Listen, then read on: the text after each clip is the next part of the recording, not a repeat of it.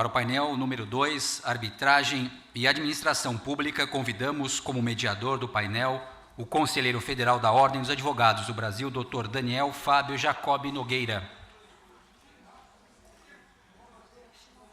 Convidamos como palestrantes o presidente de honra da Comissão Especial de Arbitragem do Conselho Federal da Ordem dos Advogados do Brasil, Dr. Arnoldo Valdi.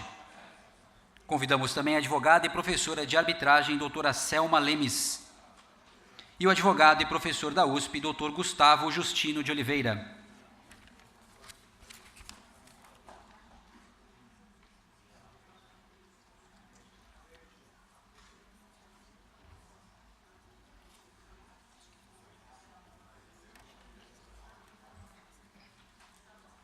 Dr. Daniel Fábio Jacob Nogueira, sócio fundador do escritório Jacob Nogueira Advogados, atua na área Propriedade Intelectual e Direito Empresarial, mestre em Direito pela Universidade do Texas, de 98 a 99. Conselheiro Federal, presidente da Comissão Especial de Arbitragem do Conselho Federal da Ordem dos Advogados do Brasil. Coordenador Regional do Amazonas, Comitê Brasileiro de Arbitragem. Dr. Arnoldo Valdi, advogado, professor catedrático de Direito Civil da Faculdade de Direito da Universidade do Estado do Rio de Janeiro, doutor honoris causa da Universidade Panthéon-Assas, Paris, presidente honorário da Comissão de Arbitragem do Conselho Federal da Ordem dos Advogados do Brasil. Doutora Selma Lemes, advogada, bacharel em Direito e mestre em Direito Internacional pela FEDUSP, doutora em Direito da Integração da América Latina pelo PROLAN da USP, coordenou e foi professora do curso de arbitragem da GVLO da FGV São Paulo por 8 anos. Foi membro brasileiro da Corte Internacional de Arbitragem da Câmara de Comércio Internacional de Paris. Integrou a Comissão Relatora de Lei de Arbitragem, é professora de arbitragem, atua como árbitra e consultora em arbitragens domésticas e internacionais. Tem livros e artigos publicados no Brasil e no exterior. Dr. Gustavo Justino de Oliveira, professor de Direito Administrativo da Faculdade de Direito da Universidade de São Paulo, doutor em Direito Administrativo pela USP, pós-doutor em Direito do Estado pela Faculdade de Direito de Coimbra, em Portugal, 2008, em Arbitragem Internacional pelo Max Planck Institut für Ausländisches und Internationales Privatrecht, de Hamburgo, na Alemanha, em 2013. Autor de diversos livros e artigos com reconhecida especialidade técnica em Direito Público e Arbitragem. Ex-procurador do Estado do Paraná, exerce a advocacia há mais de 20 anos, possuindo também intensa atividade em arbitragens que envolve o poder público, seja na condição de árbitro, seja na defesa dos interesses dos seus clientes. Senhoras e senhores, para uso da palavra, Dr. Daniel Fábio Jacob Nogueira. Muito obrigado. Bom dia, senhoras e senhores. Eu acho que, para começar o painel, pegando um gancho no que disse Joaquim no painel anterior, falando sobre a externalidade negativa do Poder Judiciário e por que se alguém usaria a arbitragem quando tem um mecanismo subvencionado pelo Estado para a resolução dos seus conflitos. E quando pensamos sobre atividades do Estado, pensamos, por exemplo, em atividades típicas do Estado, educação, saúde, segurança, jurisdição. Os atores do mercado privado, há muito tempo já entenderam as limitações do Estado na prestação desses serviços. Apesar de existir a saúde prestada pelo Estado, materializada pelo SUS, aqueles que têm condições acabam optando por uma opção privada, pagando por um plano de saúde, fazendo as suas cirurgias, por exemplo, no Albert Einstein. Aqueles que têm condições, ao invés de permitir que seus filhos estudem nas escolas públicas, acabam levando seus filhos para estudar nas melhores escolas particulares. E por que isso? Porque todos os sistemas, todos esses serviços prestados pelo poder público, pela administração pública, acabam sofrendo o mesmo problema. A quantidade de recursos é limitada, a quantidade de usuários não. E quando eu tenho recursos limitados para atender um público grande, o que acaba sofrendo é a qualidade do serviço. Na transposição disso para a arbitragem, quando a parte subvenciona, remunera o serviço sem necessidade de subvenção estatal, ela acaba tendo um serviço de maior qualidade. A pergunta interessante é se essa lógica se transporta para as causas em que o poder público é parte. Se faz sentido, se atende ao interesse público que os litígios complexos sejam, de fato, também submetidos à arbitragem. E eu acho que a resposta muito simplória, não é nosso papel aqui respondê-la, mas é que sim, o Estado há muito tempo já reconheceu que o poder, que a iniciativa privada é mais eficiente em cuidar de problemas complexos, tanto é assim que nós temos concessões, nós temos PPPs e temos agora a arbitragem com a administração pública. Com essas breves reflexões, o nosso painel hoje vai discutir exatamente a arbitragem e a administração pública. Tenho a ímpar honra de estar compartilhando a mesa com nomes tão célebres da arbitragem nacional, e vamos iniciar ouvindo o professor Arnoldo Valde falando sobre presente, passado e futuro da arbitragem com a administração pública. Uma salva de palmas, professor Valde, por favor.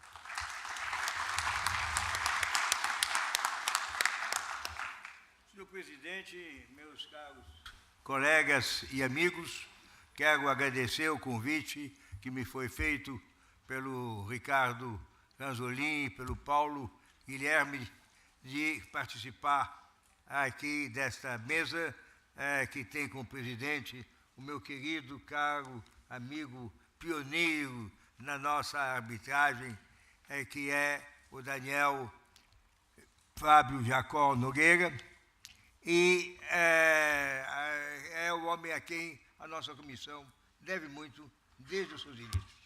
É o pai da comissão, porque a segurou no momento em que ela surgiu e a fez sobreviver em épocas de crise. Também quero dizer da minha alegria toda especial de ter nesta mesa a professora Selma, que foi pioneira em escrever sobre a matéria há alguns anos, antes de nascer, mas ela já estava escrevendo sobre a matéria. E uma monografia importante e que marcou época na nossa vida, na vida do país. E também de participar com o Gustavo Justino de Oliveira, que se tem dedicado ao direito administrativo e, mais recentemente, fez seminários sobre a arbitragem com o poder público. Também queria dizer da minha alegria de ver aqui representado o poder público, federal, estadual, porque, na realidade, essa nossa sessão, sem o poder público, não teria o que a Selma chamaria o novo ator. Um ator novo que é importante e que é o tema, porque se discute justamente as relações arbitrais decorrentes de contratos ou de responsabilidade da administração pública. É um assunto que já foi muito polêmico no passado e que hoje é relativamente pacífico. A arbitragem na administração pública evoluiu em paralelo, em conjunto com o Estado de Direito, ou seja, com a limitação do poder estatal a fim de garantir os direitos individuais e coletivos e a responsabilidade do poder público pelos atos lesivos praticados contra os particulares, mediante um processo que a Constituição diz que deve ser eficiente, justo e rápido. Ainda não é, por enquanto, no Poder Judiciário, nas grandes lides entre particular e Estado, entre Estado e particular, ainda não é tão rápido nem tão eficiente quanto todos desejaríamos. No passado, o Estado e a Justiça tinham relações que a Constituição reconhecia sem lhes dar uma explicitação prática. Agora já temos normas que dizem que o Estado tem que ser eficiente e que, na realidade, a Justiça tem que funcionar de modo a garantir a celeridade da tramitação processual. Eu acho que somos das poucas constituições em que é norma constitucional a eficiência tanto geral do Estado como administração pública e, em particular, a eficiência do poder judiciário quanto não só à justiça das suas decisões, que sempre tivemos, mas também quanto à rapidez e à eficiência. Essas reservas ao poder público sempre existiam em todas as legislações. Na Inglaterra se dizia que o rei ou a rainha não podia errar, estava acima do bem e do mal. Na legislação francesa e italiana, os problemas da administração pública não se resolviam no poder judiciário, mas numa área própria, que era um poder judiciário especializado. E levou tempo para que se dissesse, nos Estados Unidos, que, afinal de contas, o direito deve se aplicar a todos, está acima do bem e do mal, e que chegamos a esta conclusão também no Brasil, com o Lava Jato, dizendo que ninguém está acima da lei. Isso é uma ideia importante, porque é um dos pilares da democracia. Havia também um pouco, no passado, uma desconfiança em relação ao particular. Quando havia uma lide entre o Estado e o particular, normalmente o Estado devia ter razão e o particular devia estar errado. Essa desconfiança em relação ao particular e a condenação dessa desconfiança já está em Rui Barbosa, na oração aos moços, quando ele diz que já existia essa desconfiança no Império, que piorou na República, e eu diria que continua piorando cada dia. Quando, na realidade, não devemos partir de preconceitos e devemos dar a todos a possibilidade de defender adequadamente os seus direitos. Para o que, na realidade, é preciso que as partes se coloquem no mesmo nível, porque é difícil admitir aí uma justiça em que uma das partes tenha uma série de prerrogativas em relação à outra. Algumas se explicam, se justificam historicamente, outras têm menos razão para tal. Então, na realidade, faz sentido, até do ponto de vista da igualdade das partes, um sistema que recorra mais à arbitragem. No Brasil, se formos ver o que aconteceu no século passado, veremos que, na realidade, só havia arbitragem no plano do direito público, quando se tratava de questões de limites, que foram bem tratadas na época de Rio Branco, e que as ações judiciais para poder, os litígios para poder ir à arbitragem precisavam de uma lei, e quando houve um caso autorizado de arbitragem, levou 30 anos para ser decidido em rescisória no Supremo Tribunal Federal, o que realmente não encorajava as partes. Foi no campo internacional que houve a necessidade, foi lembrada hoje, que o problema não é querer ou não querer, é um problema de necessidade. Na arbitragem internacional, surgiu a necessidade de recorrer à arbitragem para receber o dinheiro. Não havia empréstimo no Brasil sem uma cláusula adequada que desse a possibilidade de submeter o litígio à arbitragem. Isso por quê? Porque não se queria submeter o litígio ao juiz de uma das partes que neles funcionasse. Eu me lembro de um acordo depois do calote dado pelo Brasil na época do Sarney, em que o Brasil decidiu encontrar uma fórmula de solução para os seus débitos e colocou uma cláusula de arbitragem baseada num decreto-lei de 74, muito pouco conhecido, mas que já permitia essa arbitragem em operações financeiras internacionais. A dúvida surgiu em muitos lugares, disseram que esse decreto-lei era inconstitucional e a cláusula, então, não podia prosperar. Houve uma ação popular no Rio de Janeiro, em que acabamos funcionando, defendendo as autoridades que não podiam ser representadas pelos procuradores, e, finalmente, tivemos a sorte de encontrar um juiz que, por acaso, era professor de Direito Internacional e que, então, entendia um pouco do assunto, nos deu uma bela sentença que acabou sendo confirmada pelo então Tribunal Federal de Recursos. Mas, assim mesmo, o problema continuava a ser discutido em relação à sociedade de economia mista.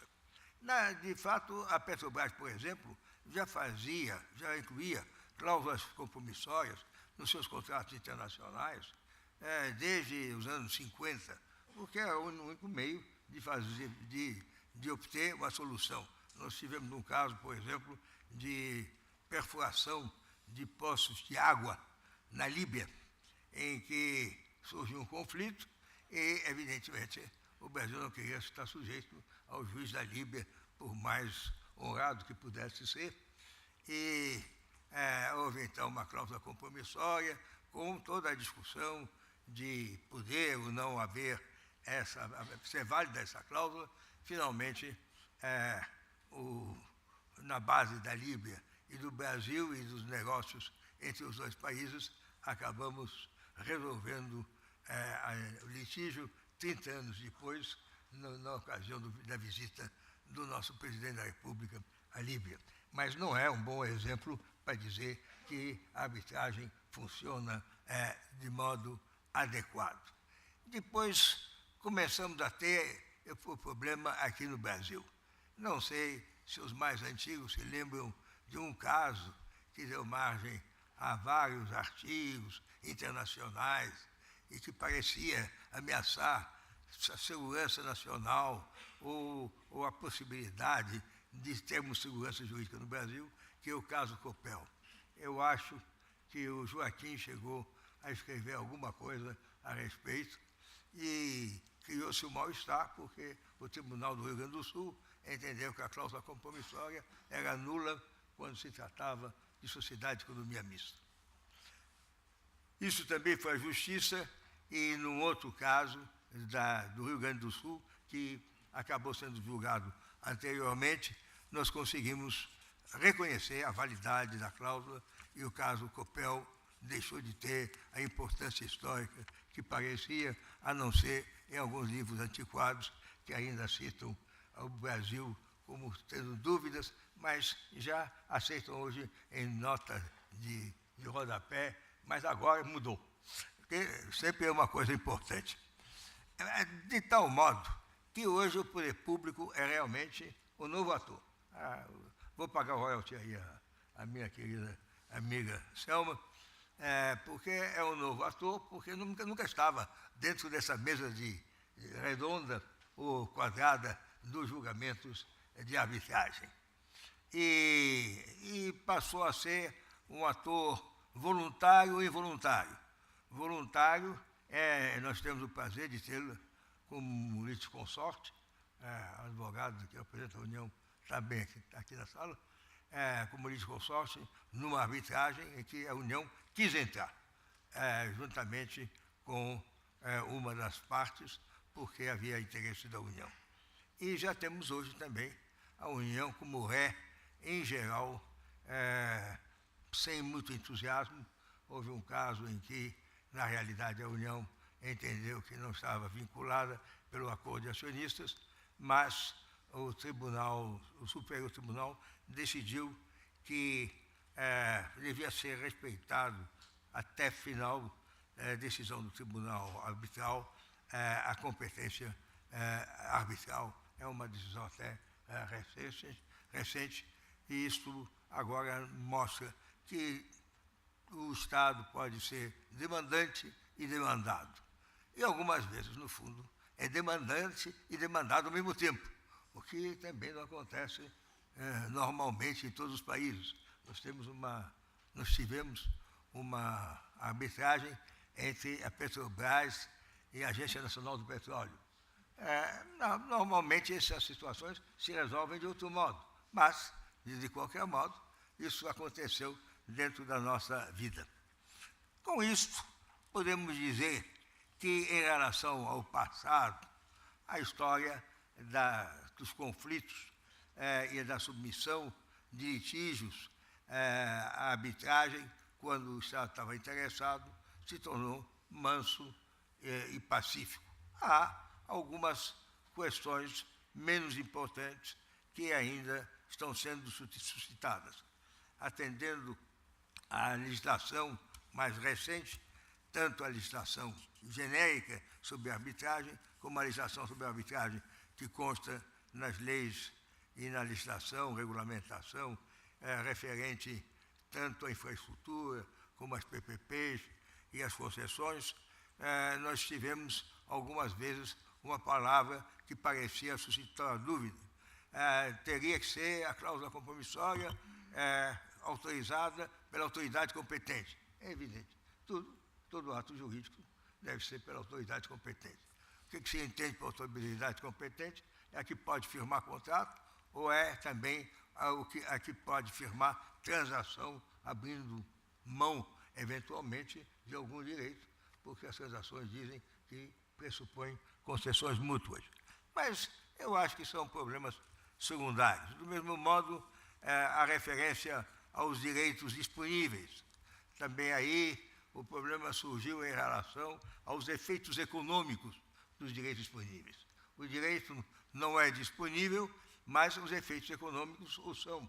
A autoridade pode regular, pode regulamentar, pode decidir qual deve ser o comportamento, mas se essa decisão é ilegal, ela responde, o poder público responde, e aí, na realidade, isso pode ser, a meu ver, suscitado em casos de arbitragem.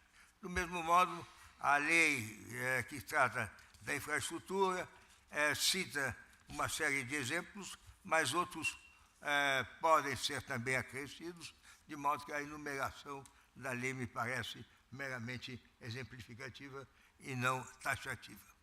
Também o que é decisão definitiva para fins de arbitragem é aquela que passou pelos recursos ordinários. Não há necessidade de criar um regime especial. O credenciamento das câmaras deve ser, a meu ver, um procedimento simples apenas para verificar a idoneidade das câmaras.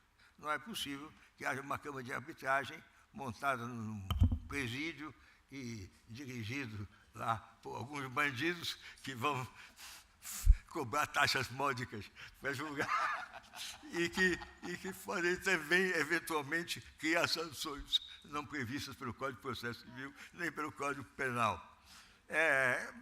Não vejo grandes dificuldades. O adiantamento de custas é normal diante dos orçamentos. Nós já tivemos vários casos em que uma sociedade, uma empresa pública, uma sociedade de economia mista, ou até o Estado, dizia: eu não posso adiantar as custas porque não tenho previsão de verba, não tenho verba orçamentária. Bom, então, nesse caso, a outra parte pode adiantar as custas para que a coisa possa funcionar adequadamente. Bom, então podemos dizer que tudo isto está sendo acertado, a grosso modo, sem maiores dificuldades. Há algumas questões discutidas, mas que também, a meu ver, estão encontrando solução, que é o conflito de competência entre o juiz federal e a arbitragem, por exemplo, o juiz estadual e a arbitragem. Nós defendemos, o Sérgio Bermudes e eu, já há algum tempo, a ideia de que tais conflitos podiam ser resolvidos no conflito de competência pelo STJ. Muitos colegas ilustres disseram que não devia haver uma mistura da justiça arbitral e da justiça comum, que eram linhas paralelas que não se tocam. No Brasil já chegamos à conclusão que algumas vezes as linhas paralelas se tocam. E quando a tal jabuticaba é útil, eu acho que não há razão para impedir, porque senão nós tivemos casos em que durante 10 anos se discutia o conflito de competência e o cliente final acabava dizendo: meu querido amigo, eu não quero essa arbitragem, porque ela não é nem rápida, nem eficiente, nem barata, porque eu só tenho conflito de competência. E não começaram ainda a decidir o mérito da minha ação. Há também questões abertas, um pouco mais complexas, que eu vou simplesmente enumerar. Se quisermos resolver isso, vamos desobedecer ao nosso regimento, mas eu acho que a nossa comissão, que está aí com os seus presidentes presentes, poderia até pensar, no meados do próximo ano, de fazermos, só sobre esse assunto, um seminário com a presença também dos representantes do poder público, dos interessados, porque ampliaríamos um pouco os horizontes dentro de um mundo em que se diz que nós queremos conciliar, dialogar, encontrar soluções. Então, aí, um dos problemas, por exemplo, é quando o poder público é simultaneamente acionista e, como tal, assina a cláusula promissória no estatuto, no acordo de acionistas, e é simultaneamente sócio e, simultaneamente, poder regulador. Até que ponto o poder regulador estaria sujeito ou não ao acordo de acionistas?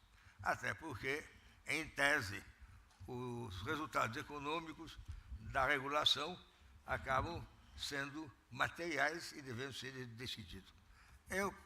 Depois da sentença, do acórdão do Tribunal Pleno, num longo processo referente à VAI, eu acho que não temos mais dúvida nenhuma de que o poder regulamentar é da União ou do Estado, conforme o caso, mas se ele causa prejuízos, então existe essa responsabilidade objetiva por parte do Estado. Mas, de qualquer modo, é uma questão discutida, que teve uma primeira decisão preliminar do STJ, mas muitas águas ainda vão correr antes de chegarmos a outras soluções.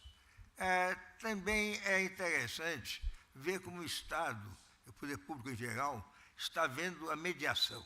E algumas vezes admite a cláusula MED-ARB ou a cláusula ARB-MED. A mediação, e se não funcionar, vai para a arbitragem. Ou então, começa na arbitragem e chega à conclusão que as partes preferem já sair dessa briga, que não ajuda ninguém, e então faz uma mediação para dar uma solução final ao caso. A arbitragem está sendo cada vez mais um elemento importante de indução de acordo, o que talvez justifique repensar algumas técnicas de arbitragem para induzir de modo mais efetivo as partes ao acordo. A grande vantagem é que no acordo as partes podem incluir ingredientes, podem dar bens ou podem assumir obrigações que, na realidade, o Tribunal Arbitral não pode determinar que assim seja feito, porque, quando se fez o termo de arbitragem, não se pensou em todas as possibilidades no mundo que está mudando a cada dia, de acordo com a leitura dos jornais. A arbitragem expedita, eu acho que também pode funcionar e tem já algumas experiências, alguns interesses internacionais, nacionais, e justifica um pouco a evitar essa judicialização da arbitragem, que nos leva também a arbitragens de longa duração e de custos importantes. Falou-se, o Joaquim, eu acho que falou, na arbitragem, dizendo que a arbitragem é cara, então, na realidade, não pode ser utilizada para pequenas causas. Eu defenderia a ideia de tocarmos nas várias câmaras, e especialmente no plano também do Estado, a arbitragem de classe, na qual nós podemos trazer uma classe para discutir e, então, os custos, evidentemente, ficam muito reduzidos e a decisão é uma decisão geral. Eu acho que a arbitragem de classe poderia funcionar. No caso dos poupadores e dos bancos, em que se discutiu os planos econômicos, não houve arbitragem, mas houve um longo processo judicial e, no fim das contas, chegou-se a um acordo. Se tivesse havido uma arbitragem, em vez de 30 anos, eu acho que em 2, 3 anos teríamos resolvido o problema.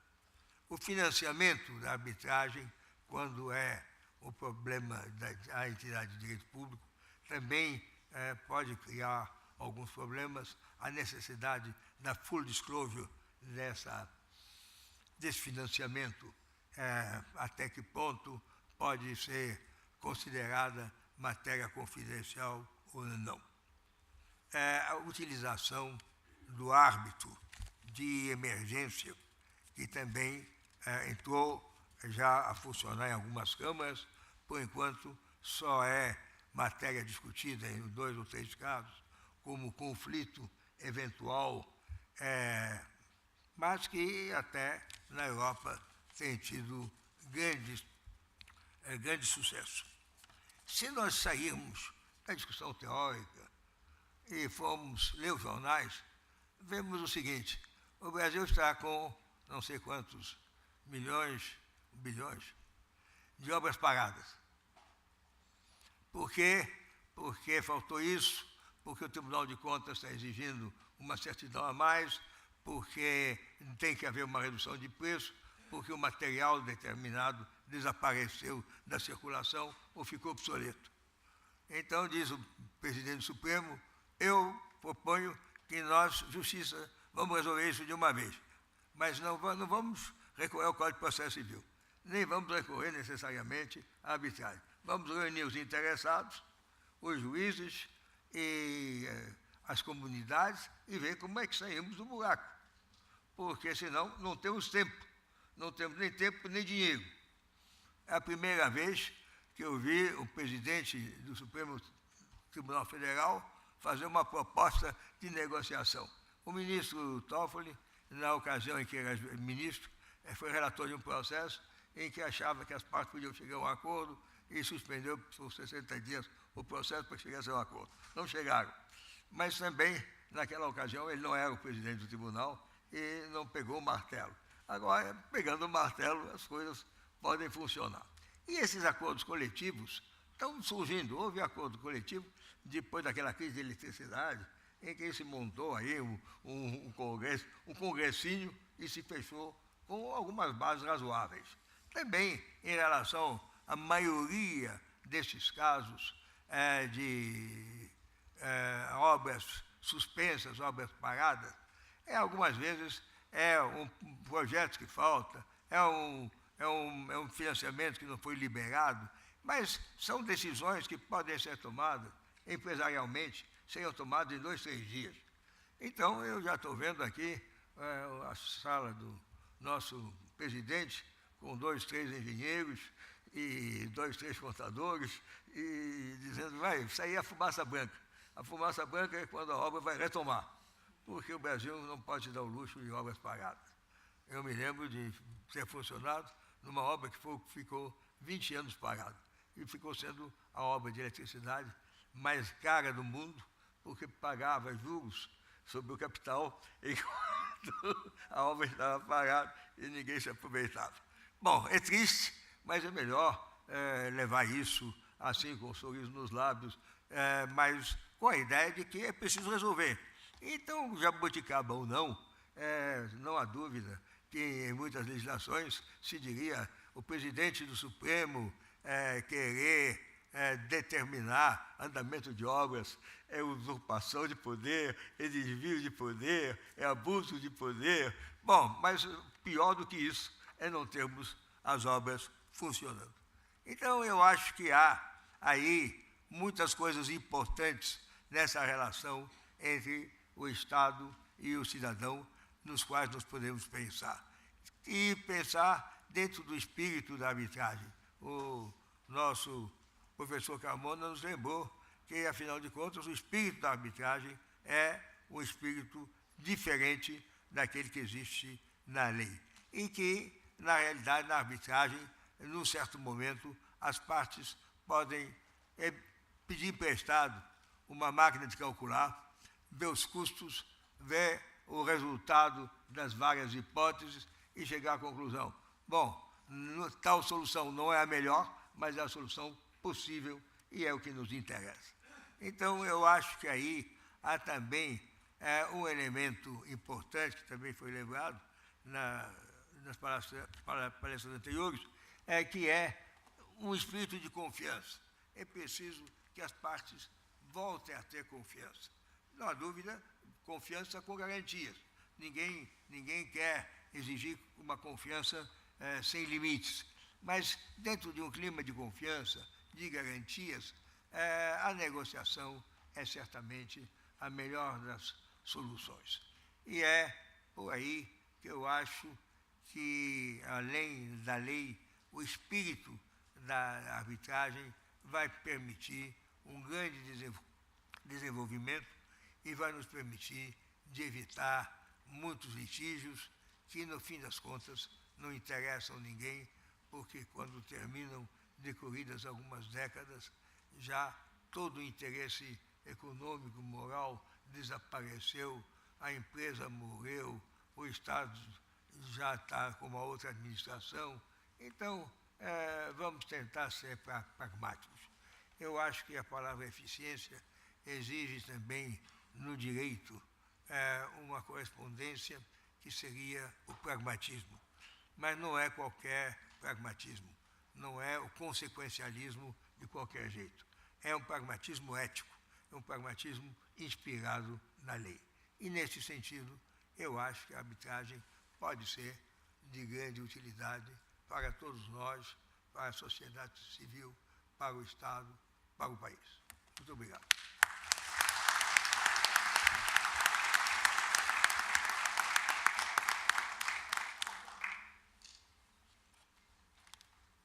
Agradecendo as sábias do professor Valdes e respeitando as nossas limitações de tempo, vou passar imediatamente a palavra para a doutora Selma, para a professora Selma e depois para o professor Justino, e ao final nós discutiremos. A professora Selma vai compartilhar conosco a sua apresentação sobre as fases do desenvolvimento brasileiro da arbitragem e um novo ator, a administração pública. Professora. Boa tarde a todos, já estamos aí na parte da tarde. Eu agradeço a presença de todos, agradeço também o convite que me foi formulado e os membros dessa mesa que eu congratulo-me, então, com o professor Valde, um grande pioneiro também na arbitragem, e sempre gosto de ressaltar o seu papel de difusor da arbitragem, quando nos idos logo que a lei de arbitragem entrou em vigor, em 1996, ele tomou a iniciativa de transformar uma revista que ele coordenava, que se chamava Direito Bancário do Mercado de Capitais, e deu um lugarzinho para a arbitragem. Então, ela começou a chamar Revista de Direito Bancário, Mercado de Capitais e Arbitragem. Depois se transformou numa revista, que é a Revista de Arbitragem e Mediação, uma revista maravilhosa, e eu gosto sempre de falar para ele, sempre repito, que é uma revista de padrão internacional pela qualidade dos artigos que compõem. Passando, então, ao nosso tema, nós vamos falar sobre as fases da arbitragem no Brasil e a presença de um novo ator. Entendo que é oportuno traçarmos um paralelo entre a figura, o que aconteceu no Brasil em 21 anos, né, e como nós vamos agora ter esse novo ator, que é a administração pública atuando em arbitragens. Bom, eu acho muito importante a gente pensar em termos assim de pioneirismo, de paralelismo, e o físico Thomas Kuhn, ele tem uma afirmação que diz o seguinte, que é a questão dos novos paradigmas, né? O progresso científico somente é atingido por substituição de um paradigma por outro, por meio da revolução científica, eliminando e substituindo muitos dos processos das crenças dos velhos paradigmas. 21 anos da lei de arbitragem, nós podemos dizer que isso ocorreu. Nós somos testemunhas que vivemos uma revolução silenciosa na forma da prestação jurisdicional. Isso por quê? Porque com a lei de arbitragem em vigor, nós nos deparamos saindo do marco zero. Do marco zero, porque nós não tínhamos nada, Evidentemente que sempre houve arbitragem na nossa legislação, mas praticada raríssimas vezes, né? Então, o que acontece quando a lei de arbitragem entra em vigor, em 1996, tramitou de 91 a 4 anos e meio no Congresso, 1 ano no Senado, quase 4 anos na Câmara dos Deputados, houve 12 emendas, essas emendas foram superadas, e estamos, então, com a lei de arbitragem em 1996. Uma fase de desconhecimento, e que era óbvio, porque não era praticado. Então, a comunidade arbitral brasileira começou um trabalho de divulgação do Instituto, um trabalho que nós chamávamos carinhosamente de catequese, no sentido de trazer o que existia na lei anterior e o que havia de novo. Nós não podemos esquecer que depois tivemos, logo antes da lei de arbitragem entrar em vigor, ou seja, na vacatio legis, tivemos um incidente de inconstitucionalidade, levou 5 anos para ser julgado, só foi julgado em 2001, mas durante todo esse tempo, da lei de arbitragem em vigor, nós fomos caminhando, veio o Instituto, veio a decisão, por maioria, de que alguns dos dispositivos da lei eram plenamente constitucionais, passamos à fase do desenvolvimento, com a aderência ao Instituto. O texto da lei de arbitragem é um texto inovador e simples. Ele passou a fornecer segurança jurídica ditada pela jurisprudência dos tribunais, porque nós sabemos que a lei reina, mas quem governa é a jurisprudência. E o STJ, o STF também, contribuíram muito para isso. Mas também nós não podemos esquecer da comunidade jurídica. A comunidade jurídica abraçou o tema. Hoje nós vivemos essa revolução, ela é silenciosa, ela é participada, ela tem como partícipe os estudantes de direito que participam de multis internacionais. O Brasil hoje, no mundo, é considerado um case para estudar como em pouco tempo nós conseguimos evoluir tanto. E hoje nós estamos vivendo a fase do desafio, a fase do avanço e do progresso. Por quê? Porque a arbitragem, ela está também sofrendo mutações. Mutações decorrência do quê? Do ambiente mundial, da complexidade das negociações internacionais. Então, são fatos que nós temos que estamos percebendo. E isso vem acompanhado de alterações em termos não apenas legislativos. Muitas legislações estão sendo alteradas, né? Um caso significativo é a legislação de Portugal, de 2011, e que traz figuras novas, mas muitas das modificações não precisam de alteração legislativa. Elas são feitas por meio dos regulamentos de arbitragem. Os próprios regulamentos de arbitragem estão se deparando com essa complexidade. Eu estou me referindo a contratos relacionais, a contratos complexos, a possibilidade de você fazer a unificação de procedimentos arbitrais. E um exemplo patente, por exemplo, é o regulamento da CCI, que a partir de 2012 trouxe figuras interessantes, tratamentos diferenciados para situações complexas, como é o caso da questão de integração de partes adicionais, a grande discussão de uma parte firmou ou não firmou a cláusula compromissória, grupos societários, por exemplo, não firmou a cláusula compromissória, mas participou ativamente do contrato e da sua operacionalização, ela é considerada uma parte vinculante. A multiplicidade de contratos, os efeitos da convenção de arbitragem, a possibilidade de você fazer um novo pedido na ata de missão. Então, esses são exemplos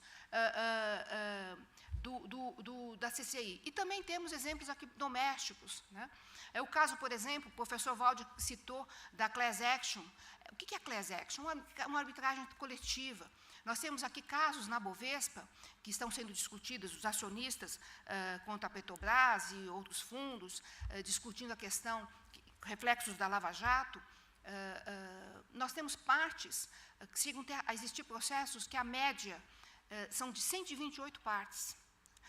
Nós temos uma pesquisa que fazemos todos os anos, essa pesquisa está no nosso site, eu retifico aqui o meu nome, que está Selma, se faltando L, selmalemes.com.br. Quem tiver interesse pode consultar no site, que tem a pesquisa atual, a última pesquisa, e essa última pesquisa nós incluímos a solicitação de partes múltiplas. E qual não foi a nossa surpresa quando a Bovespa nos forneceu a informação de que a média, isso não falando da totalidade, a média é de 128 partes num procedimento arbitral. A figura, por exemplo, do árbitro de emergência, o árbitro de apoio, em vez de se valer de uma medida cautelar pleiteada ao judiciário, se pode criar um sistema próprio no regulamento de arbitragem para que você se sirva de um árbitro de apoio, um árbitro de emergência. Essa figura está também no regulamento de arbitragem da Bovespa e já foi várias vezes utilizada. Comitês especiais de impugnação de árbitros, e em outras áreas também. Então, veja, nós estamos vivendo uma inovação na prática da arbitragem e não estamos fazendo isso por meio de alterações legislativas. E há também outras áreas para se aplicar a arbitragem, como, por exemplo, uma discussão recente, que é a arbitragem especial tributária. É um anteprojeto de lei que se discute a possibilidade de solucionar conflitos com referência ao direito tributário por arbitragem, para créditos ainda não constituídos. Isso significa que se afasta toda a questão da discussão da legalidade, da constitucionalidade, se o TCTN permite ou não. Tudo isso está sendo superado a partir de um projeto de lei que pretende discutir a questão antes dela ser constituída, e isso pode ser ter uma aplicação simples, mas muito rendosa, ou seja, que pode ter muitos frutos, porque vai tratar, por exemplo, de uma questão de classificação fiscal. Matérias de fato, se um produto tem a alíquota de IPI de 15 ou 24, em razão da sua particularidade. Outras áreas, por exemplo, a área de transporte marítimo, a área de seguros e resseguros, são todas áreas em que a arbitragem está sendo tratada. Bom, nesta locomotiva em andamento, né, nós verificamos que, de fato, agora, nós passamos a ter um novo ator. Um novo ator ou um novo passageiro, que é a administração pública. É importante nós sabermos que nunca houve restrição para a administração pública participar da arbitragem. O que sempre houve foi uma interpretação restritiva dos órgãos de controle, do Tribunal de Contas da União, que sempre fez essa interpretação dizendo, não, precisa ter um texto de lei permitindo. O próprio Supremo Tribunal Federal, aliás, é Supremo, não é STJ, o caso Lage, definiu que o que vincula a parte à arbitragem e à administração pública, essa questão é matéria de direito civil e de processo civil e é o poder de contratar. Se o Estado pode contratar, ele pode se submeter à arbitragem. Mas nós precisamos depois, o que se verifica em decorrência dessas restrições interpretativas dos órgãos de controle, e surgiu, então, a possibilidade de se prever expressamente na lei de arbitragem, trazer características próprias para a aplicação para a participação da administração pública na arbitragem. Isso ocorreu, então, como já foi comentado, pela alteração na lei em 2015, que trouxe especificidades, que é a questão da arbitragem de direito, proibindo a equidade substitutiva, a publicidade. A administração pública direta, quem pode firmar a convenção de arbitragem é quem pode contratar. Então, hoje nós temos no texto da lei de arbitragem a previsão específica. E lembrando também que isso já existia nas leis das agências reguladoras, que também previam a arbitragem. Bom, por que é importante nós estarmos falando da arbitragem com a administração pública? Porque a presença do Estado brasileiro na economia é imensa, imensa. Estudos da OCDE determinam que de 10% a 15% do produto interno bruto dos países giram em torno de contratações públicas. Então, é muito importante que o Estado também participe dessa possibilidade de resolucionar conflitos com mais rapidez, né? Já foi comentado por quê? Porque é o próprio Estado também que assume os custos da máquina judiciária. E hoje nós temos o princípio da eficiência e o princípio da economicidade como um grande vetor para a administração pública.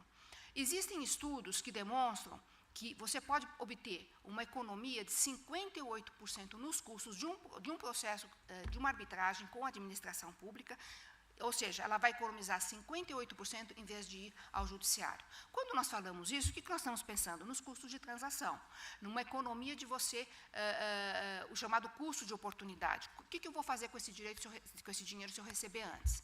Então, na arbitragem, a figura da econômica é muito importante. É por isso que nós dissemos que a cláusula compromissória não é uma cláusula apenas jurídica de solucionar conflitos. Ela é uma cláusula econômica financeira do contrato, porque ela trabalha com o potencial do tempo. Bom, então, nesse contexto, se o Estado é um grande participador da economia, ele atua na economia como nas agências reguladoras, nós sabemos que para os investidores, sejam brasileiros ou sejam estrangeiros, precisa-se do quê? De segurança jurídica. E sabendo que no Brasil, que inclusive o Brasil aderiu às convenções internacionais, que a lei de arbitragem é bem aplicada, é eficaz, ela é um fator de atração para os investimentos no Brasil. E nós sabemos que o Estado não tem recursos para fazer face às obras de infraestrutura. Bom, então, nós começamos a raciocinar. Isso tudo muito bem, muito maravilhoso. Agora, como nós vamos fazer isso na prática? Não é? Em uma área em que pouco ou quase nunca se utilizou a arbitragem, como inseri-la e praticá-la com a administração pública? Bom, para isso nós estamos vivendo já a mesma questão que nós tratamos para os senhores dos primeiros passos da arbitragem, dos desafios da arbitragem inicialmente, nós estamos vivendo agora com a administração pública.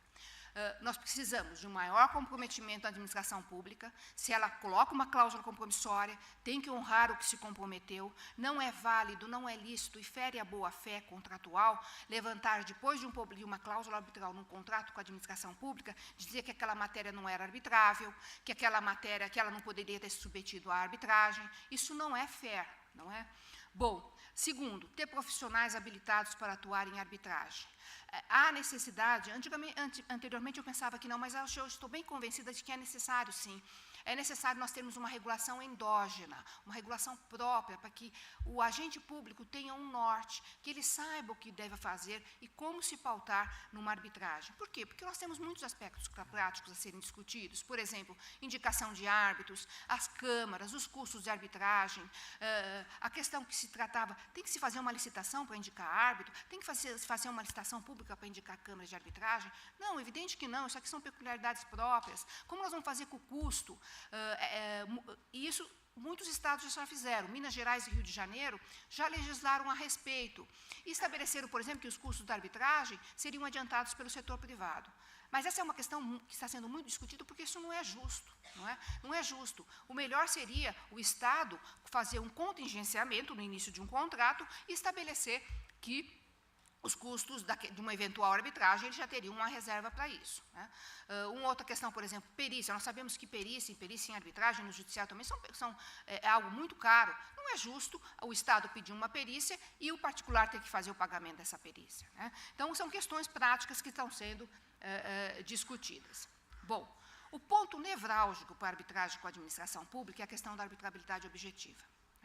E a grande confusão que se faz entre direito patrimonial disponível, que a lei fala, o artigo 1º, pode ser submetido à arbitragem, questões de direito patrimonial disponível, e o interesse público indisponível. São conceitos que não se misturam, não tem absolutamente nada a ver. E isso quem falou foi o ministro Eros Grau e o ministro Fux, no caso no CLEP, que deu baseando-se inclusive em estudos do professor Arnold Wald, que é citado no julgamento, ele traz isso à baila. Quando o Estado contrata uma obra, um serviço, quando ele promove o equilíbrio econômico-financeiro de um contrato, quando ele negocia uma desapropriação amigavelmente, ele está negociando, sim, ele está praticando o ato de disposição do seu patrimônio. Está absolutamente correto, né? Existe desembolso do recurso público. E é também uma figura interessante nós pensarmos entre o interesse público primário e o interesse público secundário, né? Quando o árbitro, o Estado age com o poder do Estado, ele está deliberando se ele vai construir uma estrada de ferro, se ele vai construir uma rodovia. A partir do momento que ele delibera sobre o que ele vai fazer, aquele interesse público primário se transforma no interesse público secundário e patrimonial, e que pode ser submetido à arbitragem. Bom, eu trago aqui um exemplo, vou trazer 3 exemplos de 3 contratos prevendo o conceito de arbitrabilidade objetiva. Aqui é o contrato do metrô de São Paulo, da PPP, da linha amarela, em que se incluiu o que seria direito patrimonial disponível, que poderia ser arbitrável. Então, está aqui reconhecimento de direito, reconhecimento de hipótese de inadimplemento contratual das partes, os anuentes, várias hipóteses. Por favor. Aqui, esse exemplo, eu já vou repetir nas lâminas seguintes, porque está muito pequeno para ler, são as rodadas da ANP. Bom, é interessante verificar os contratos da Agência Nacional de Petróleo, e nessas rodadas, se nós verificarmos aqui a rodada de 2015 e a rodada de 2017. Por favor. A de 2015, ela traz algo surreal em termos de arbitragem. Por quê? Isso é fruto do quê? Isso é fruto daqueles precedentes que nós tivemos em que casos que estão ainda no judiciário, sendo discutidos no judiciário, que é a Petrobras contra a ANP, e outras também, outras empresas que venceram as licitações para exploração nas rodadas da ANP. Elas resolveram repartir o campo de prospecção e a ANP não concordou com isso, porque isso representaria uma diminuição nos pagamentos dos seus royalties, das suas taxas, né? E o que ela fez, então? Isso está sendo discutido, porque tem cláusula de arbitragem.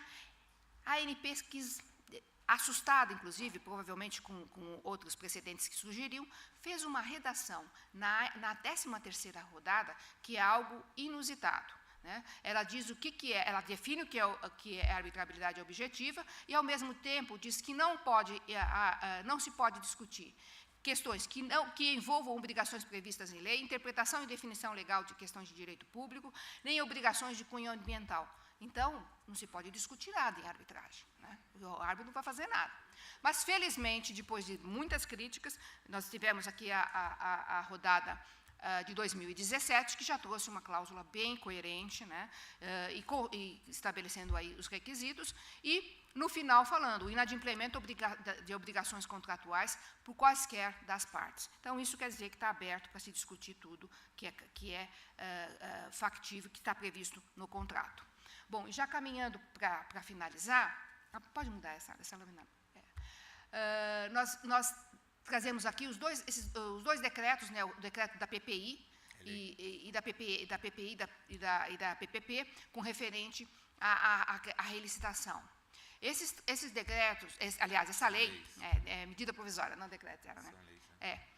Essa lei é uma lei muito bem-vinda, porque nós temos tendo muitos casos de arbitragem que demonstram que houve erros do governo nos projetos de PPP. Esses projetos de aeroportos, essas concessões de aeroportos, construção de estádios, muitas obras que foram licitadas nesse sistema de PPP, elas não param em pé. Houve erros no projeto. Então, é muito justo que o governo pense em fazer a relicitação. Nós sabemos aqui, por exemplo, o aeroporto de Viracopos foi devolvido, né? E propiciar que se tenham regras justas para poder fazer a exploração dessas atividades econômicas. Por favor. Bom, esse aqui é um texto que eu retirei do site do governo, né, da PPI, esclarecendo por que tem a cláusula de arbitragem, como isso é importante. Então, é o próprio Estado que reconhece que é necessário que ele tenha cláusula compromissória, permita que o particular tenha essa segurança jurídica para resolver com rapidez as questões envolvendo as PPIs. Bom, e finalizando, como é uma praxe nas minhas palestras, eu repito essa frase de Rui Barbosa, porque é uma frase esquecida para nós brasileiros, mas muito viva para os estrangeiros. Porque quando a gente participa de congressos internacionais, a gente verifica que essa frase ainda é citada nos compêndios internacionais e por oradores internacionais. Então, é muito bom nós pensarmos disso, que a arbitragem vive da confiança e o judiciário da obediência. Muito obrigada.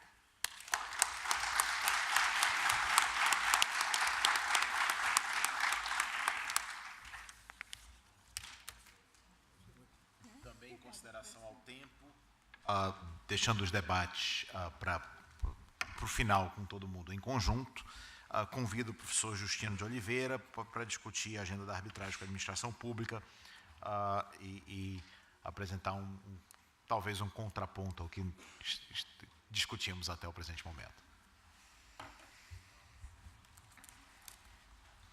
Bom dia, tudo bem com vocês?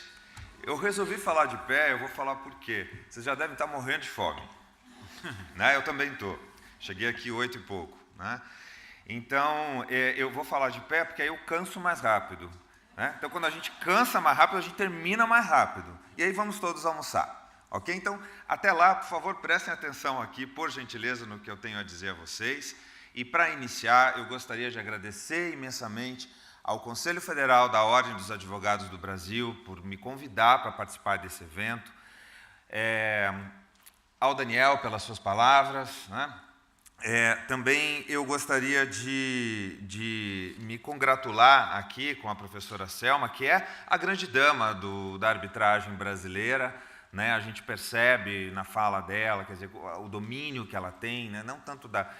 Não somente, perdão, da parte teórica, mas também da parte prática, né? Então, é sempre um prazer ouvi-la, eu aprendo tanto com a Selma. Agora, professor Wald, que emoção estar aqui com o senhor. Eu estou verdadeiramente emocionado, isso é verdade. O professor Arnoldo Wald é um dos maiores juristas do Brasil, com uma atuação absurdamente boa, não somente na área societária, na área do direito bancário, na área do mercado de capitais, na área do direito administrativo, arbitragem. E, professor, aqui de público, eu gostaria de lhe agradecer os nossos cafés. Eu dificilmente aprendo tanto nos livros e até em contato com outros colegas, que, aliás, não gostam muito de contato, né? Quem não conhece muito a área acadêmica, é preciso dizer, os colegas da academia não conversam tanto entre si. Nós temos vidas muito isoladas, mas o professor Arnoldo Wald, na sua generosidade, na sua humildade, me liga e diz: Gustavo, li seu artigo, venha tomar um café comigo. Quem faz isso? Um jurista dessa estatura. Portanto, mais uma salva de palmas, por gentileza.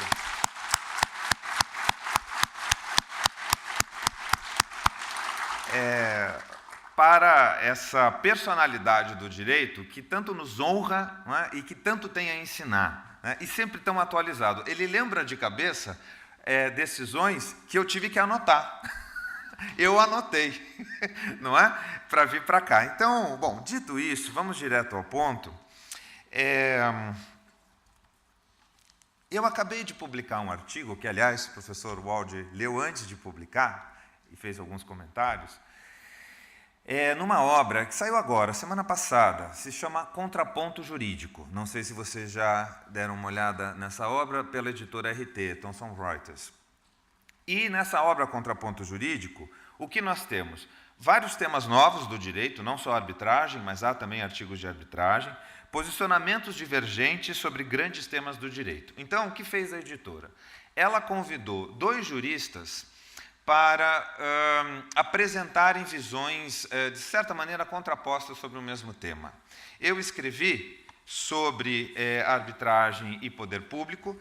Este é o artigo, eu tenho algumas poucas cópias aqui, se depois vocês quiserem me procurar, eu posso passar a vocês, né? Uma eu reservei aqui já para o Ricardo Borges Ranzolin, então uma já é dele, né? Mas tenho outras cópias, vai ser uma gentileza aí de vocês até me procurarem, né? Uma honra, e entregar a vocês. Bom, nesse artigo, que é a base da minha fala, então a gente vai ter pouco tempo e depois vocês podem procurar o artigo, eu tento falar um pouco sobre a agenda da arbitragem com a administração pública hoje. E eu faço uma provocação. Quer dizer, essa agenda ela vai expressar mais do mesmo, ou essa agenda tem espaço para inovação?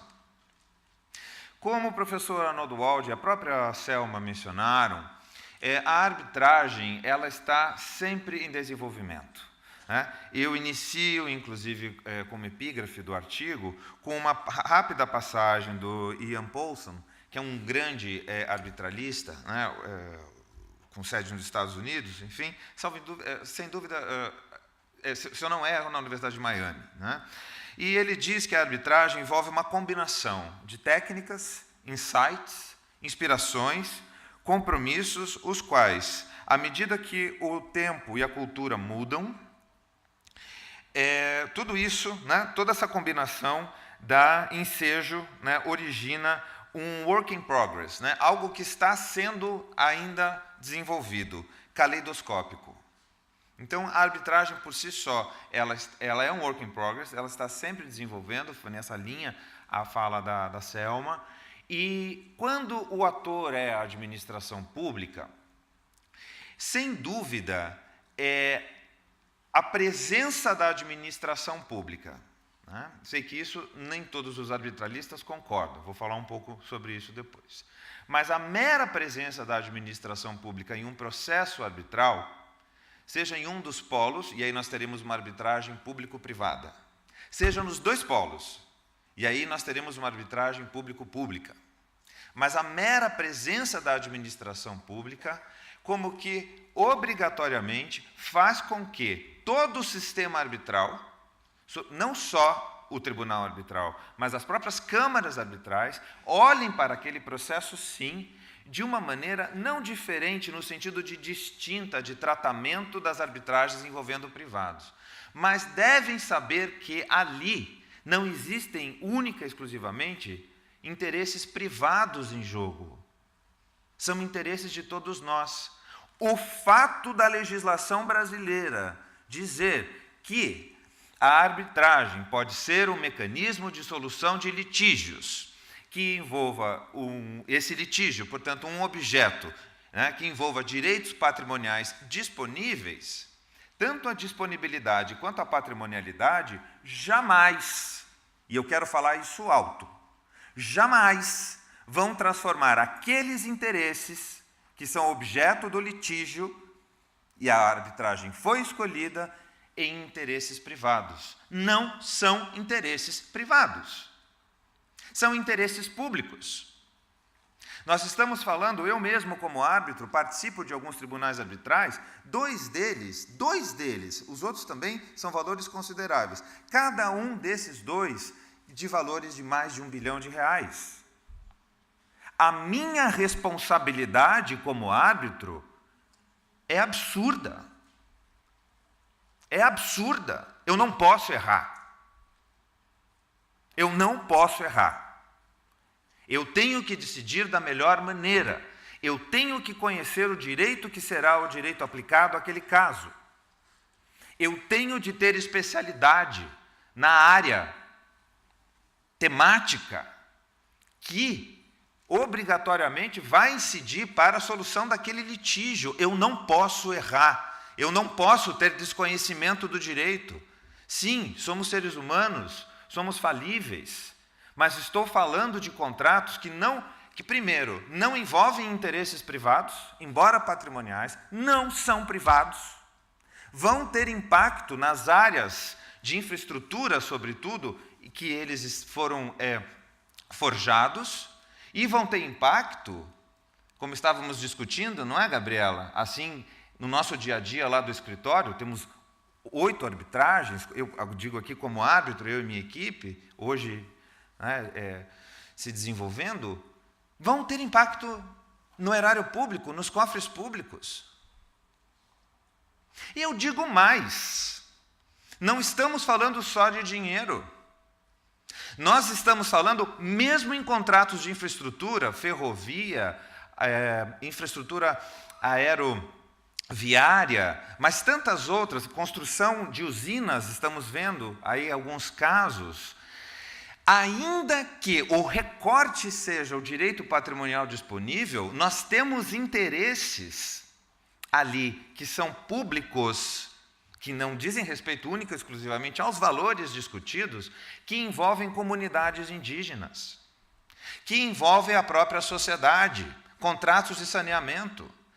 As associações de usuários de serviços públicos, vamos pensar no saneamento, têm o direito a falar e, obrigatoriamente, o sistema arbitral deve acolher essa fala. E, nesse sentido, a intervenção de terceiros, de amicus curiae, que não é tão tradicional na arbitragem envolvendo particulares, passa a ser uma possibilidade na arbitragem envolvendo o poder público. Não sou eu que disse isso agora aqui, isso já é fato nas arbitragens de investimento, que são arbitragens internacionais. eu mesmo venho escrevendo bastante sobre isso também, então, academicamente, dogmaticamente, há casos em que isso já vem sendo realizado. Então, o árbitro, o sistema, o árbitro e as câmaras, embora elas administrem esses procedimentos, devem ter sensibilidade a essas arbitragens, que são diferentes das arbitragens que envolvem única e exclusivamente interesses privados. Nesse sentido, a agenda da arbitragem com a administração pública tem tonalidades que são diferentes da agenda da arbitragem que envolve litígios envolvendo particulares ou interesses privados meramente.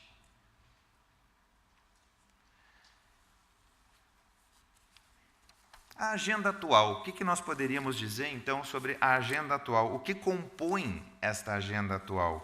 Que são temas muito próprios, não é? da administração pública. Em primeiro lugar, a arbitragem com o poder público é tema de inovação para a advocacia pública. Me parece que ela é também para a advocacia privada. Eu vejo aqui, não sei se todos aqui presentes já atuam em arbitragem, mas muitos têm esse desejo, têm essa intenção, estão conhecendo da arbitragem.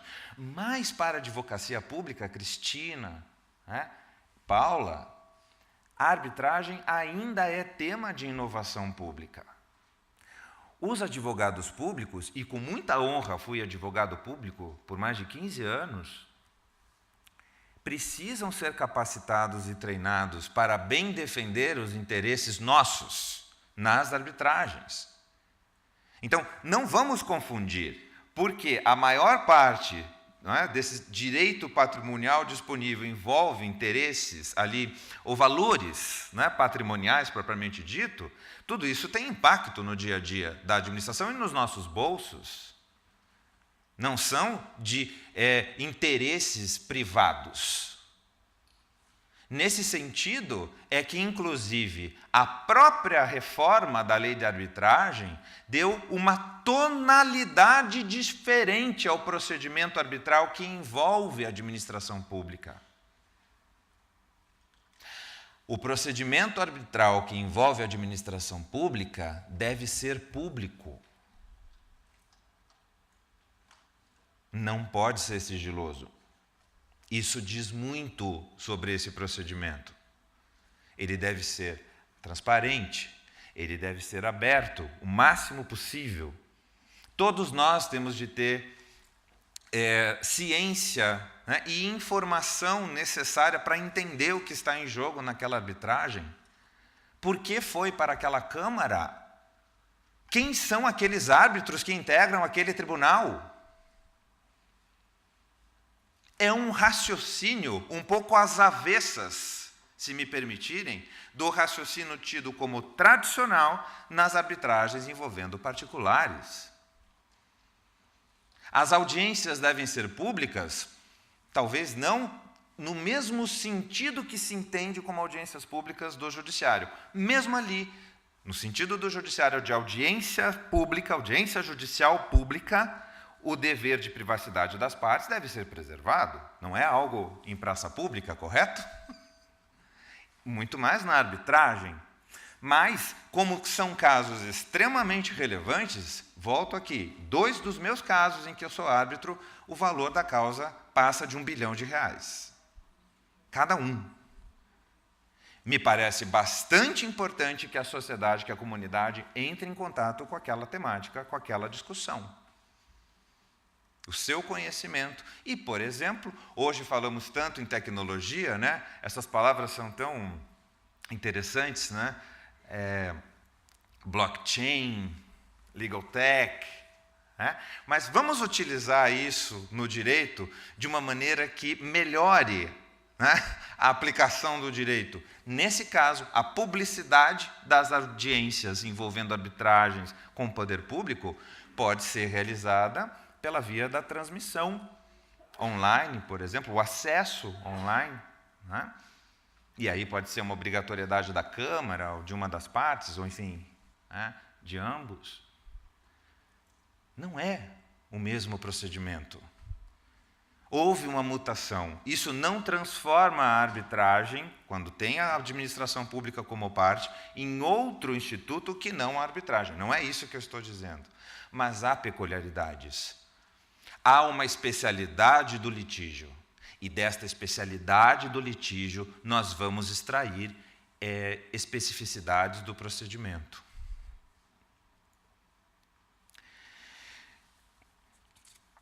Então, nós não podemos hoje discutir mais do mesmo.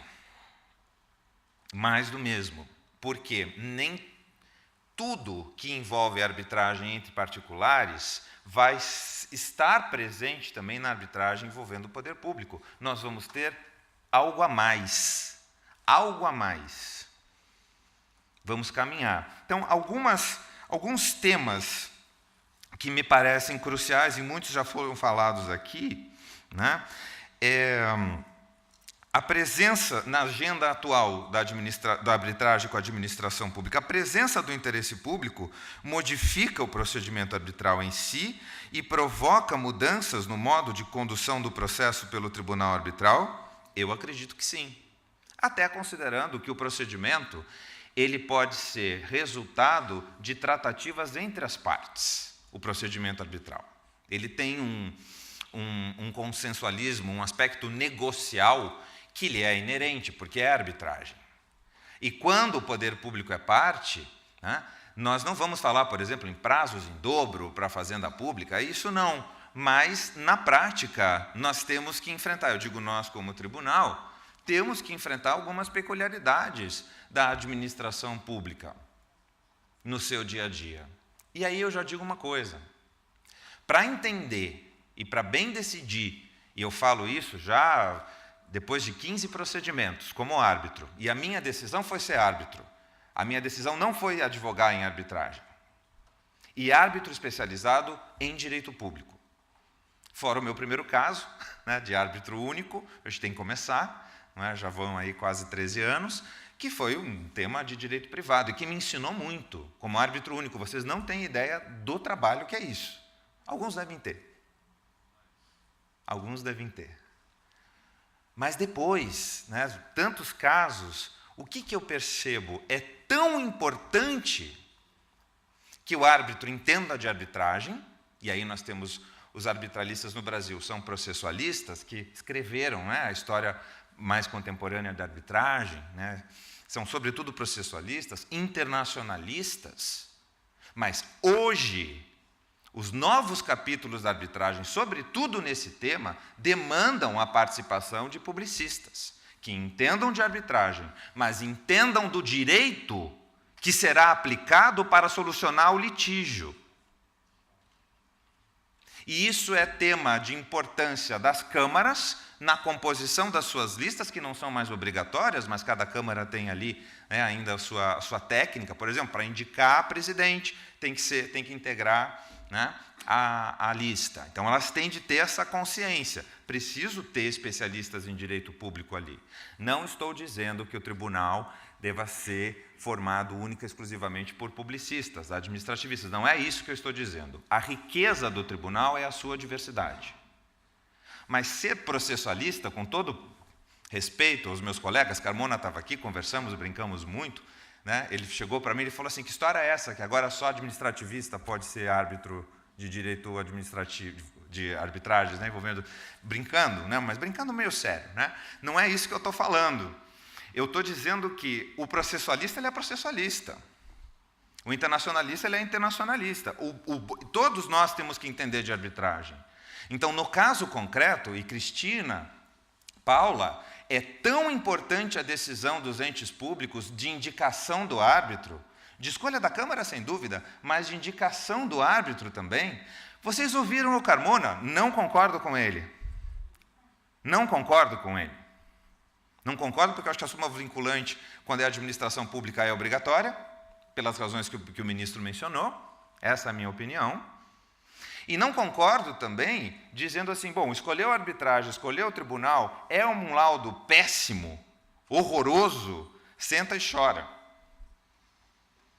Olha a movimentação de energia, de dinheiro, de tempo e de confiança depositada no sistema pelas partes. O árbitro pode fazer uma qualquer coisa? Pode errar? A Selma aqui, quando estava com os slides dela, né, ela falou assim, meu nome está errado, lá embaixo. Ela errou o próprio nome nos slides. Acontece.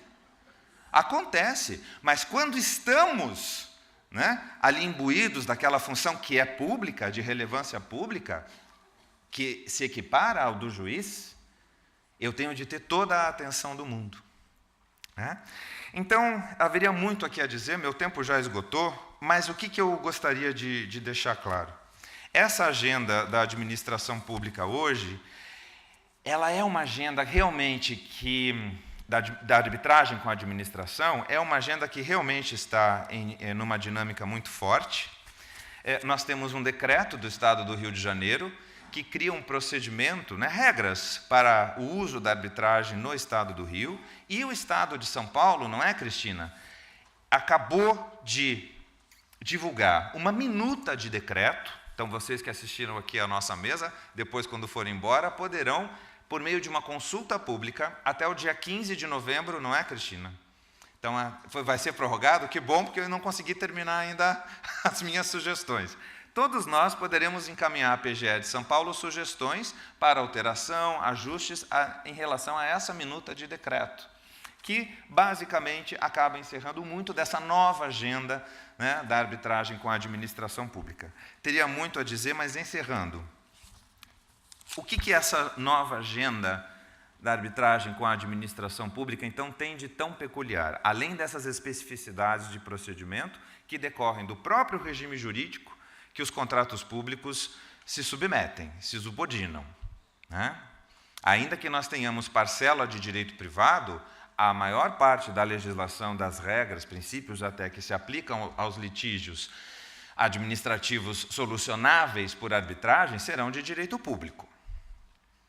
Então, eu acho que nós estamos caminhando, e por isso eu não concordo com o Carmona, dizer senta e chora, porque nós estamos caminhando como sistema, englobando também a administração pública como atora, né, da arbitragem. Nós estamos caminhando para a necessidade de refletirmos e criarmos boas práticas e estándares para conferir maior legitimidade aos processos arbitrais, Câmara, árbitro, procedimento, transparência. Precisamos, sim, de mais transparência dos tribunais, das câmaras arbitrais, qualidade das decisões, da atuação e das decisões, dos laudos e sentenças arbitrais. Nós temos que pensar em padrões, estándares, que confiram, né, uma certa segurança jurídica, porque nós não podemos não ter nenhuma segurança jurídica, de que o laudo arbitral vai ser aquilo que sair da cabeça do árbitro. Então, o tema da qualidade e eficiência por extensão importa. E importa ainda mais, e aqui finalizo, teria muito ainda a dizer, mas importa ainda mais quando estiverem em jogo interesses da administração pública, que por serem patrimoniais disponíveis, não são equiparáveis aos interesses privados. São interesses de todos nós. E nós temos de saber, temos de ter acesso, temos de ter conhecimento do que está acontecendo.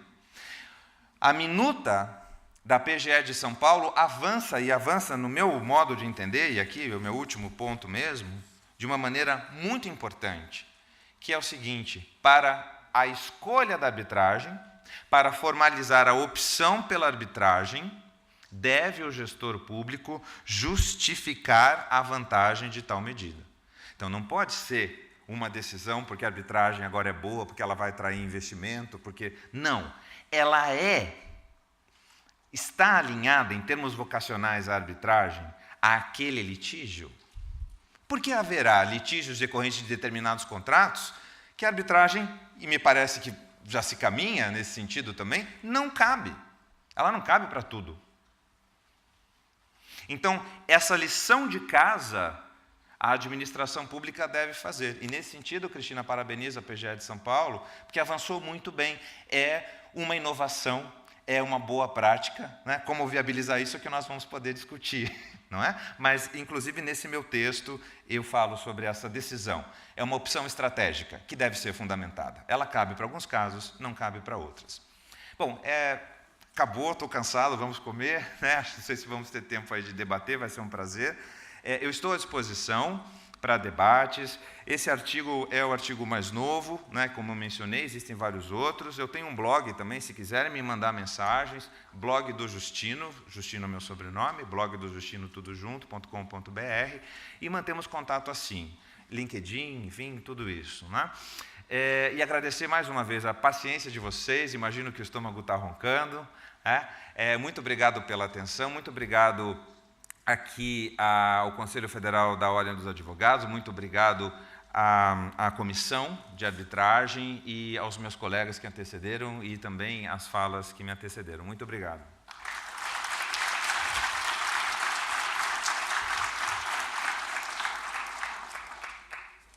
Só para não deixar sem um contraponto ao contraponto, e eu sei que a hora está avançada, eu pergunto se em 2 ou 3 minutos a professora Selma, o professor Valde, gostariam de se posicionar em relação ao professor Justino Pois, e aí a gente caminha para o encerramento.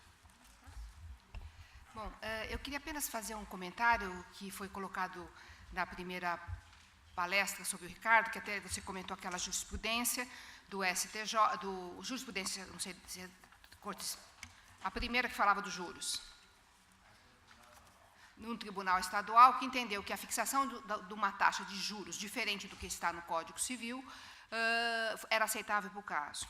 No Brasil, nós discutimos muito pouco o que é ordem pública, na sua delimitação, não que todos sabemos que ordem pública tem vários significados, mas na significação de ordem pública de proteção e ordem pública de direção. Isso é muito estudado na Suíça e na França, em que o árbitro, quando ele toma uma decisão, como ele tomou, de manter o juro de 17%, ele está entendendo o quê? Que aqui nós estamos aplicando uma ordem pública que só interessa aquelas partes no processo, entendeu? É privada, não interessa a comunidade como um todo. Então, é essa delimitação que a gente precisa fazer do estudo da ordem pública. E também o Carmona pontuou muito bem a questão do precedente aqui de São Paulo, da representação comercial, que foi uma discussão que surgiu. Quando uma lei é de obrigação obrigatória, se o árbitro, como é que o árbitro deve se pautar? E o judiciário disse, não, ele deve, é uma questão de representante comercial, o árbitro pode perfeitamente decidir de acordo com aquela lei, que é uma lei de aplicação obrigatória. Bom, eu queria fazer um contraponto aqui com a palestra do professor Justino, que é muito interessante a visão de um administrativista e de uma visão de uma arbitralista, né? Colocando os pontos, me parece muito interessante a questão que ele colocou, que é importante ter no tribunal arbitral uma pessoa que seja versada em direito administrativo. Eu acho que isso é interessante, porque assim como você também em arbitragens, você tem a possibilidade de ter técnicos, engenheiros, não apenas advogados, é importante sim. Todavia, eu discordo um pouquinho com o professor, no sentido de que você tem que ressaltar o interesse público. Na arbitragem, o árbitro está vinculado ao quê? Ele está amarrado. Ele está vinculado ao termo de arbitragem, ao que as partes estabeleceram no contrato. A regra do árbitro é o contrato, entendeu? Muitas vezes nós decidimos situações em arbitragens que nós sequer invocamos a lei, porque a lei é do contrato. Então, se é um contrato de concessão, é aquela concessão que vai ser aplicada e, evidentemente, com o direito administrativo também, porque, afinal de contas, por exemplo, no direito administrativo nós temos aquelas cláusulas exorbitantes. Ele pode fazer a rescisão no contrato, com base no direito administrativo, né? Então, nós estamos aplicando o contrato e o direito administrativo. Mas eu gostaria de salientar isso, porque é importante a gente pensar que o Estado é um novo ator na arbitragem. Ele vem com todas as suas características, mas é o Estado que deve se adaptar à arbitragem, e não a arbitragem ao Estado. Isso no conceito do quê? Nós vamos ter as peculiaridades de respeitar a ordem pública, de respeitar a questão da publicidade, do sigilo, a questão da aplicação da lei, de afastar a equidade. Sim, São as características que a lei determina para a participação da administração pública. Agora, é muito importante também que a administração pública ela verifique se aquela questão é uma questão para se levar à arbitragem, porque às vezes não é. Né? Questões de pequeno valor, por exemplo, não cabem em arbitragem. A arbitragem é para questões de médio e grande porte.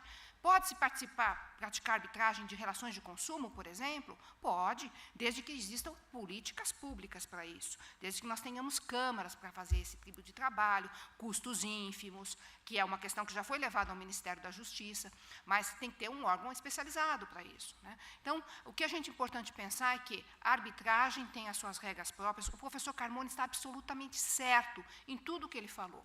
Né? Em tudo o que ele falou. Quando nós elaboramos a lei de arbitragem, o anteprojeto de lei, nós discutimos muito se iríamos colocar no artigo 32 a questão da ordem pública. Um parâmetro muito interessante para nós foi a lei espanhola de 1988, em que falava que era possível a anulação da sentença arbitral por motivo de ordem pública.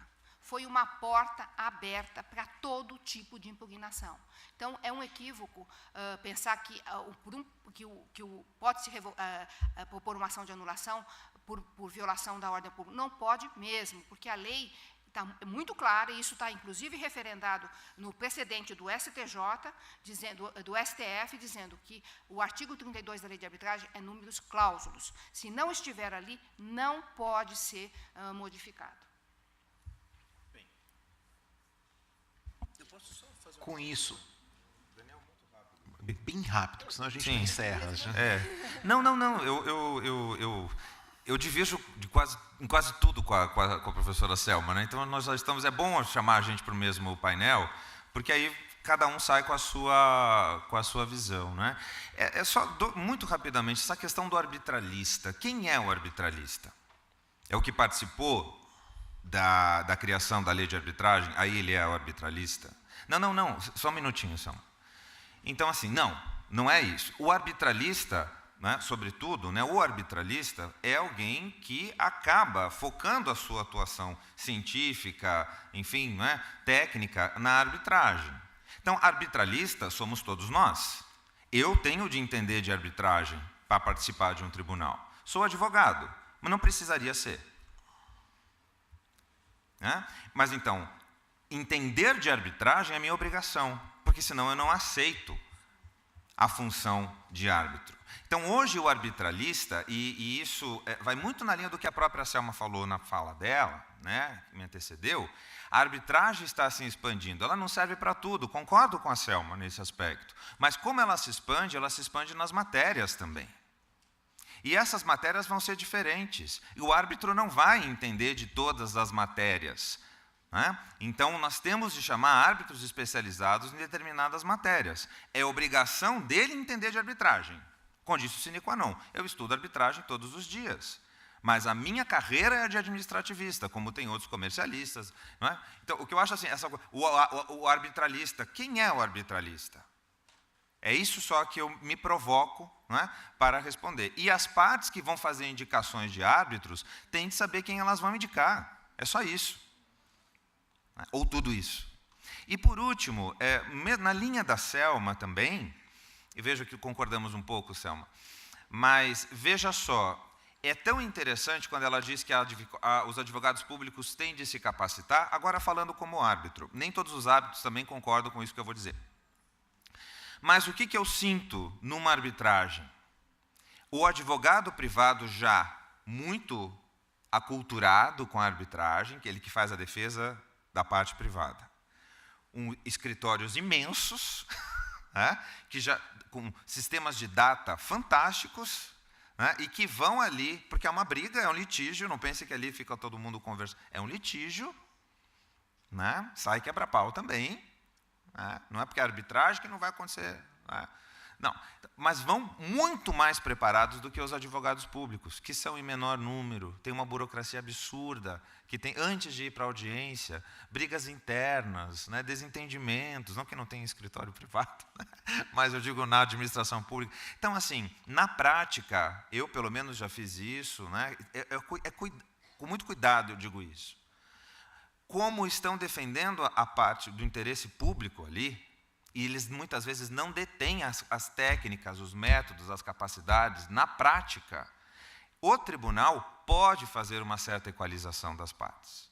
Equalização. Não estou dizendo dar um olhar, não é? No sentido de, meu Deus, coitadinhos dos advogados públicos, até porque não são,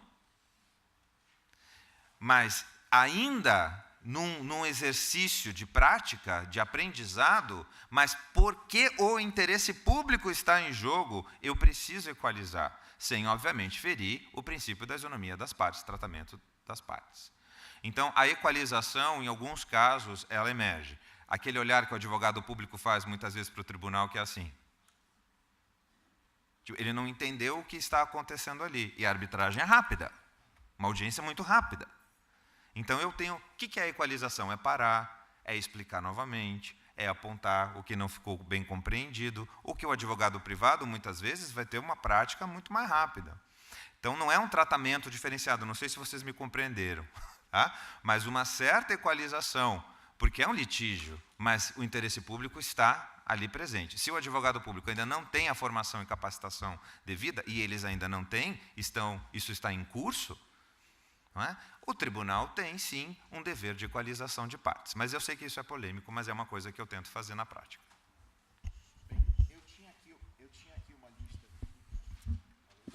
Eu tinha aqui uma lista de comentários meus e contribuições minhas, mas eu acho que, a pedido da doutora Selma, que pediu para responder, eu vou delegar o tempo para ela para fechar o painel. Só quero dizer o seguinte, antes de passar a palavra para ela, e quando ela encerrou o painel.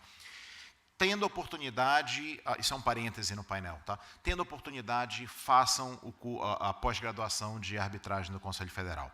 O programa é espetacular, porque a função dessa pós-graduação é formar arbitralistas completos.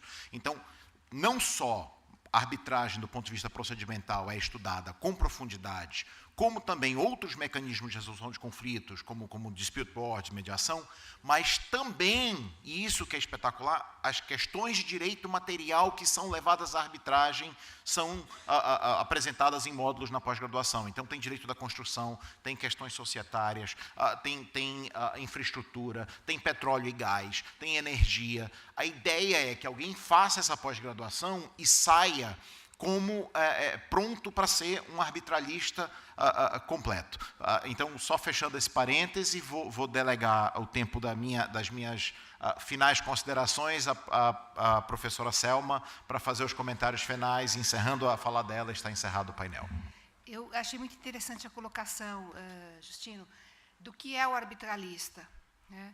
É uma questão muito boa, você colocou muito bem. O arbitralista é aquele que conhece o microsistema da arbitragem. Mas não é só isso. Ele tem que conhecer direito material. Então, nós falamos muito isso para os alunos, né? Olha, todo mundo fica muito entusiasmado com a arbitragem, interessante, é uma prática diferente, tem esse viés internacional, tem essa porta aberta para o mundo, porque a arbitragem é um instituto de direito universal. Mas, se você não conhecer direito material, e aí o direito material, tanto é o direito civil, como é o direito societário, que nós estamos tratando do dia a dia, é matéria de seguros e é matéria de direito administrativo. É muito importante que se conheça também o direito material. É só isso. Muito obrigado. Vamos Convidamos o doutor Daniel Fábio Jacob Nogueira para a entrega dos certificados aos palestrantes deste painel.